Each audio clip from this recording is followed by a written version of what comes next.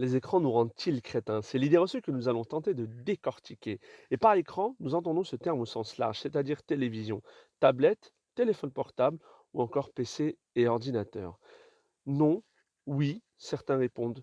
Regardons du côté du non et de l'usage qui en est fait. Et effectivement, il convient de se poser la question. Nous passerons près de 7h30 devant nos écrans, selon certaines études. Et lorsque l'on regarde de plus près ce que l'on y fait, eh bien, c'est un usage principalement récréatif. Télévision, film, télé-réalité, jeux vidéo, réseaux sociaux avec un très faible pourcentage destiné à de la créativité telle que l'écriture ou lecture de blogs. Et lorsque l'on oppose le récréatif au scolaire, seulement 60 minutes seraient consacrées sur 8h30 à de l'apprentissage. Et lorsque l'on donne des tablettes à des élèves pour un usage éducatif, eh bien, on constate une baisse dans certaines matières scolaires car l'usage est principalement centré sur les médias, la musique, les vidéos, voire les jeux vidéo et non pour de l'apprentissage. Il est sûr que si à longueur de journée nous étions exposés à Personnel dans ce cas-là, hein. Apparemment, c'était Aurélie et Capucine qui avaient pas de shampoing. Allô? Non mais allô quoi. T'es une fille, t'as pas de shampoing. Allô? Allô? Je sais pas, vous me recevez?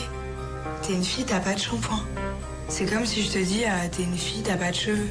alors peu de chances de voir nos neurones s'activer et se développer. Alors les écrans rendent-ils crétins?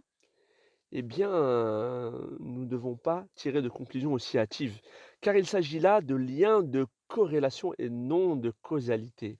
Et pour bien comprendre la différence, notre cher Coluche, il y a quelques années, insistait d'une boutade sur l'opposition entre les notions de corrélation et de Malade, malade, pauvre malade, tu nous fais chier, va mourir à l'hôpital. causalité. En effet, quand on est malade, il ne faut surtout pas aller à l'hôpital. La probabilité de mourir dans un lit d'hôpital est 10 fois plus grande que dans son lit à la maison. Il n'y a évidemment pas de lien de causalité entre ces deux points. Et il existe pléthore d'illustrations aussi loufoques les unes que les autres, comme l'augmentation de consommation de glace l'été et l'augmentation de coups de soleil. Bien évidemment, il n'y a aucun lien de causalité entre ces deux phénomènes. Alors si nous utilisions nos tablettes pour mieux comprendre la chronologie de la Révolution française ou encore résoudre des équations trigonométriques ou apprendre une langue étrangère, eh bien là, difficile d'affirmer que les écrans nous rendraient crétins.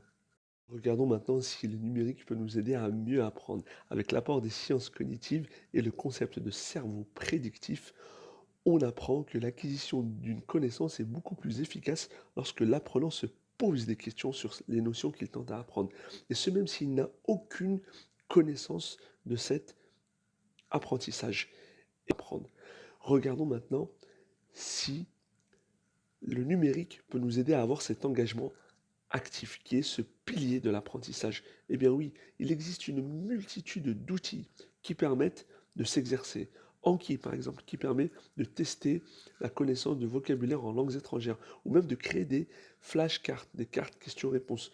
Kahoot, une application très ludique, pareil, qui permet à travers des questionnaires de tester son savoir sur une multitude de thématiques. Le Google Form, bien sûr, ou encore l'environnement virtuel qui peut permettre, par exemple, de créer des jeux sérieux pour s'exercer, tester ses connaissances et mieux apprendre. Alors pour conclure, ne tirons pas des conclusions trop hâtives et faisons attention à ce pourquoi nous utilisons les écrans et à la manière dont nous les utilisons pour devenir plus intelligents.